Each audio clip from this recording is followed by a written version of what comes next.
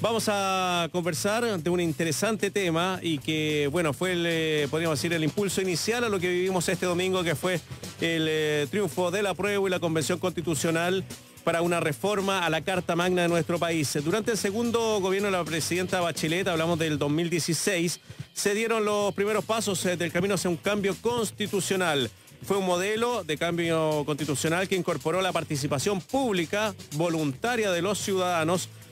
Todo esto en el marco de una institucionalidad que no era vinculante claramente, pero sí participativo.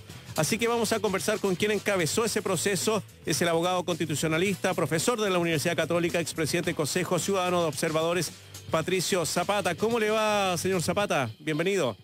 Hola, muchas gracias por la invitación. Encantado, profesor. Bueno, a ver, su primera impresión después de lo que sucedió el domingo, y me imagino que debe estar bastante contento porque claramente fue el primer paso para haber llegado a lo que tenemos hoy. Bueno, sí, estoy muy contento, entre otras cosas porque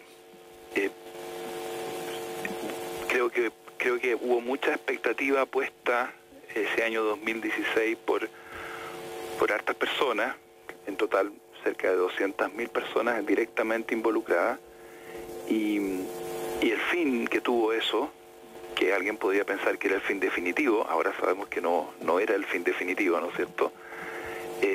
Pudo perfectamente haber dejado una sensación de frustración, de decepción, y qué rico sentir, qué rico pensar que nada de eso se perdió, que fueron semillas que quedaron de alguna manera instaladas, y que algunos años después, en otro contexto, en otra condición, vuelve a aparecer la posibilidad de hacer un ejercicio participativo que aprenda de lo que se hizo el 2016, que aproveche lo que se hizo el 2016, que corrija aquellas cosas que se pueden corregir y mejorar.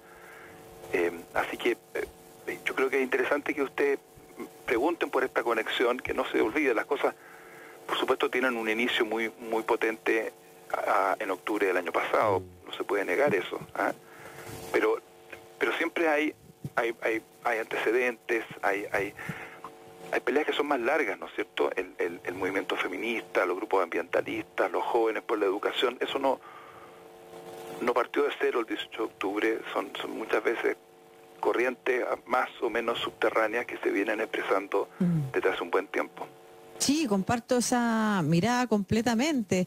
La misma gente que venía trabajando con la idea de marcar el voto, por ejemplo, desde mucho antes también, que se juntó en algún momento con la presidenta, que le transmitió y le mostró también la necesidad de efectivamente avanzar en un proceso así. Estoy muy de acuerdo con lo que usted dice. Son corrientes que se van, a las que se va sumando gente, porque además las respuestas del conflicto social iniciado el año pasado pudieron ser otras. De hecho, hasta hace poco mucha gente decía, a las personas no les interesa cambiar la Constitución. ¿Por qué cree usted que sí quedaron, que sí esas raíces fueron, o esas semillas fueron haciendo o fueron floreciendo de alguna manera? Bueno, esto es bien interesante. Ya se votó, ya se escuchó la opinión de los que más importaban, que somos todos, digamos. Pero yo creo que sigue siendo interesante entender por qué razón lo que puede haber sido en un primer momento, de buenas a primeras, un reclamo contra el precio de un medicamento o de un medio de transporte, o la preocupación por lo que va a pasar con tu abuelito o abuelita cuando se jubile, cuestiones muy concretas, muy de carne y hueso, cómo eso muy rápidamente se asocia en la mente de millones, ¿ah?, con el tema constitucional. Y como yo no creo que la gente sea ni estúpida, ni que tampoco hayan sido víctimas de una especie de engaño particularmente astuto, ¿ah?, que alguien les implantó, nos implantó en la cabeza una cosa absurda. No, yo creo que más bien, después de años de escuchar que habían ciertas cosas que no se podían hacer porque eran inconstitucionales. Pues claro, hay cosas que son inconstitucionales, pero si tú tienes una saturación del argumento, ¿no es cierto? si cada vez que a alguien se le ocurre hacer algo te responden, eso no se puede hacer porque es inconstitucional. Bueno, se va haciendo más fuerte la asociación y luego viene esto que había ocurrido el 2016 en el sentido de un cuestionamiento. Yo voy a ser bien honesto, bien franco, yo el 2005 yo tuve la sensación de que el tema constitucional en lo más básico y grueso había quedado resuelto. Luego dediqué alguna energía a que tuviéramos la posibilidad de que votaran nuestros compatriotas desde el extranjero y que elimináramos el sistema binominal. Pero yo reconozco que hubo otras personas antes que yo y mejor que yo, y a veces por eso los académicos tenemos que ser más humildes, desde la sociedad civil, que captaron un poquito después del 2005 que en realidad no habíamos arreglado el problema, habíamos hecho un buen ajuste, un buen, digámoslo, una buena limpieza de algunas cosas de la Constitución, pero que no estaba arreglado. Vino el 2010, el 2011, luego vino el 2016, y la cosa maduró. Y en ese proceso, evidentemente, fue importante que la presidenta Bachelet abriera un espacio participativo, y seguramente hay mucha gente que ahí adquirió herramientas, convicciones, hubo muchos jóvenes en esos encuentros locales autoconvocados, de manera que no se perdió, y yo me alegro especialmente por eso, que no se perdió ese ejercicio valioso. Las conclusiones no fueron quemadas, las conclusiones están conservadas en varios documentos, han sido analizadas por especialistas de otros países que han venido a Chile a mirar cómo fue. ¿Profesor? Sí. Sí, cuando ustedes terminaron todo este proceso y como dice usted, bueno, se crearon documentos. Este era un proceso que estaba observado desde distintos puntos. Yo me acuerdo desde Barcelona también estaban mirando para ver cómo ellos podían organizar un plebiscito para ver si se separaban o no de España. O sea, fue un proceso muy observado, muy comentado. Y me gustaría preguntarle sobre, bueno, las conclusiones a las que se llegó después de la participación de estas más de 200.000 personas. Yo tuve la posibilidad de participar junto a un grupo de amigos, familiares también, y claro, y ahí se permitía también la participación de niños y adolescentes. Entonces hubo mucha conversación, mucho criterio, donde salieron temas que tal vez para una constitución no eran relevantes en el año 80 o en el año 2000, pero sí ahora, el tema del medio ambiente, por ejemplo. ¿Cuáles son las conclusiones que a usted más le llamaron la atención o cuál cree que son las más relevantes o las que eran más transversales a las personas que participaron? Bueno, nosotros, aprovechando los recursos que hoy día existen a nivel de manejo de Big Data, de manejo de información más masiva, se contrató a un equipo coordinado por especialistas de varias universidades y del PNUD para que sistematizaran esas 200.000 opiniones y esa masa de información tan valiosa la tradujéramos en ciertos números y en ciertos datos, y que además conserváramos lo cualitativo, que es lo que más cuesta, ¿no es cierto? Porque lo cuantitativo es más sencillo, pero lo cualitativo, el sabor de los acentos, los énfasis, cuáles son los verbos que la gente usaba. Resumiendo, fue muy claro que lo que le hacía más sentido a la gran mayoría de la gente es que una constitución debía poner el acento en salud, educación y previsión social. Ese fue el orden en las primeras etapas. Salud primero, educación después y previsión o jubilaciones en tercer lugar. En la medida que nos íbamos moviendo hacia etapas más amplias, ustedes se acordarán que había la encuesta individual que yo hacía en mi casa, después estaba el encuentro local con 15 amigos o 15 familiares, luego estaban los cabildos de carácter regional, y ahí se podían juntar, no sé, 1.000 personas, 5.000 personas, 7.000 personas. Ya en esa última etapa, pensiones, como apareció con más fuerza que salud y educación. Quizá porque participaban grupos más organizados, no tiene, pero indudablemente esas tres cosas. Yo espero que se haya despejado el debate que tuvimos durante los últimos meses, en el sentido que nadie ha postulado que por tener una constitución que reconozca más y mejor el derecho a la salud, mágicamente van a aparecer de la nada más camas en los hospitales. Esa digamos, caricatura, claramente no fue lo que movió a la gente.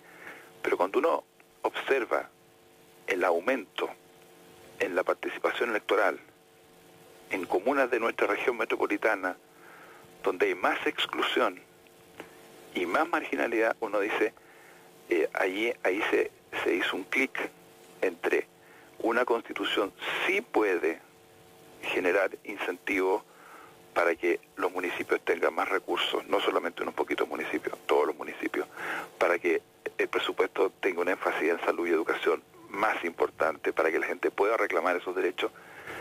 Eso estuvo el 2016 en primerísimo lugar. También estuvo participación directa, plebiscitos. Mira qué paradoja. Sí. Cuando la gente opinaba el 2016, se repetía mucho la palabra plebiscito, referéndum, consulta. Eso estuvo muy fuerte la palabra dignidad. Mira de nuevo, mira qué impresionante que la palabra dignidad, que ha adquirido en los últimos meses un sentido bien especial, ¿no es cierto?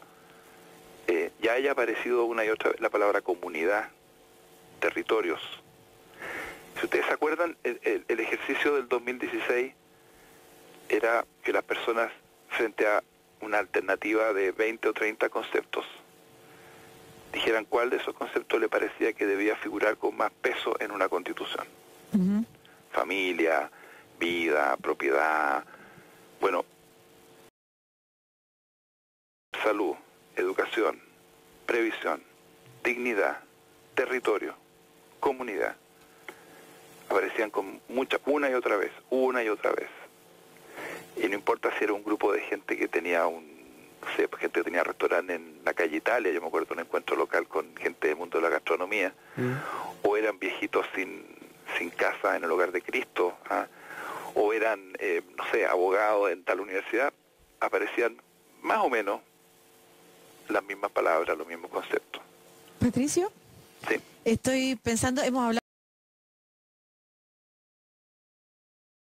de ambiente, o también temas que el proceso eran relevantes. Y se lo pregunto en el contexto de cómo ese proceso nos podría definir como ciudadanos. Quizá quiero admitir primero el sesgo de participación, ¿no es cierto? Salvo el partido de Bópoli, en ese momento no se sumó ningún partido de derecha al proceso. Claro. No estaban interesados en impulsar este proceso y bueno, la declaración de Chadwick al mundo empresarial que ha circulado también estos días, a poco asumir el gobierno del presidente Piñera así lo confirma. No había intenciones de dar, de dejar que ni un brote ni una semillita brotara, ¿no es cierto? Entonces no participaron y asumo ese sesgo como para definir a la ciudadanía. Pero es importante también cuando hay ciertas caricaturas que rondan sobre la idea de qué es la centroizquierda o qué quiere la gente de izquierda o por qué un Daniel Jadwe, por ejemplo, está arriba en las encuestas. Recordemos el fantasma de Chilezuela, recordemos hoy día también las caricaturas sobre Argentina que se han hecho sobre Cuba. Entonces, si uno pudiera mirar ese espectro de posiciones, como usted dice, de conceptos de la ciudadanía, de una ciudadanía que es capaz de relevar la importancia del derecho de propiedad, pero al mismo tiempo, o por sobre eso también, en algunas características, en algunos rasgos, la idea de medio ambiente y sustentabilidad y todos esos otros conceptos que usted nos menciona. ¿Cómo es esta ciudadanía? ¿Representa las caricaturas de izquierda y derecha que conocemos o es una ciudadanía distinta que incorpora visiones nuevas, que integra? Yo tiendo a pensar que mucho más lo segundo. Siempre va a resultar cómodo pensar en clivajes, otras divisiones más tradicionales y no han desaparecido. Yo creo que derecha, izquierda, centro siguen teniendo algún valor explicativo, pero te pongo un ejemplo. El Estado y las comunidades, el Estado y los territorios. Hay una izquierda más tradicional que siempre ha hecho una apuesta fuerte por un Estado que tiene un rol importante en la economía, en la regulación, que mira con admiración al Frente Popular, ¿no es cierto?, don Pedro Aguirre Cerda, la Corfo, que recuerda con mucho orgullo y legítimamente la nacionalización de la gran minería del cobre, la posibilidad de planificar, y está bien. Coexiste, no es una negación, pero coexiste, especialmente yo entre los jóvenes, una mirada mucho menos centralista y donde más que el Estado lo que importa son las organizaciones, los territorios, las comunidades. Hay una confianza mucho más grande en lo que se puede hacer en las asambleas, en los barrios, en las juntas de vecinos, y de hecho hay hasta una desconfianza en el Estado porque ha demostrado históricamente el Estado ser relativamente fácil de ser capturado, capturado por intereses o capturado por partidos políticos, que no siempre, ¿no es cierto?, los partidos políticos están tan volcados, desgraciadamente, al bien común, sino que se produce, nosotros lo sabemos, ¿no es cierto?, el fenómeno del clientelismo, en que se copan los espacios del Estado a veces con partidarios del que ganó la última elección. Entonces, pueden pasar cosas muy interesantes en que la correcta comprensión de la subsidiariedad, no la subsidiariedad que quedó en la Constitución del 80, que es muy económica y que es de un Estado ausente. No, la vieja idea de que las corporaciones, las fundaciones, los sindicatos, las cooperativas son un espacio central en la vida de la comunidad y que a partir de ahí tú construyes y que el Estado tiene que respetarle la autonomía a esas expresiones sociales. Bueno, de repente hay gente que ideológicamente es distinta, gente que puede ser de, no sé, Partido Comunes, por ejemplo, en el Frente Amplio, y gente que es más liberal o gente que viene de una tradición social cristiana, pueden decir, ¿sabes qué más estoy de acuerdo en fortalecer el municipio? Es muy importante el municipio. No voy a poner todo el acento en el Parlamento, no voy a quedarme en las viejas discusiones de los años 70, la ciencia política, que el primer ministro. ¿Por qué no partimos por ¿te fijas o no? Entonces, yo de verdad creo que hay una riqueza muy grande. Eso va a ser más difícil, quizá llegar a acuerdos, pero van a ser acuerdos que van a reflejar más y mejor la pluralidad de Chile y no van a ser acuerdos entre dos grandes bloques ideológicos, claro, que supuestamente manejan a los votos de su bancada y que pueden, ¿no es cierto?, negociar a las 3 de la mañana un día jueves y listo. Patricio, en una cocina. Para cerrar, y rápidamente, porque luego tenemos la visión de otra persona también vinculada al mundo de las ideas, ¿no es cierto?, de las grandes ideas y los grandes conceptos que deben avanzar en una constitución. ¿Usted va de candidato a constituyente? Me tinca harto, la verdad. Me tinca, me gusta. Así que estoy en ese proceso, evidentemente depende de muchas más cosas, muchas más personas. Pero yo tengo ese interés, sí, no es ningún secreto. Y además participó. Creo que se me nota. Pero por supuesto, se participó en la elaboración del proceso de la presidenta Bachelet. Un abrazo, Patricio Zapata. Muchas gracias, profesor. Que estés súper bien, ¿eh? Igualmente. Chao. Bueno, sumamos uno más a la lista entonces, Lucía López. Don Pero Patricio bueno, Zapata, nombre, abogado como... constitucionalista y académico de la Católica. Claro que sí, y como esos nombres tienen que ser variados en el próximo bloque y representar la pluralidad del país, vamos a conversar con otra persona que resuena, pero desde la derecha, ¿no es cierto?, con el académico Hugo Herrera, para que nos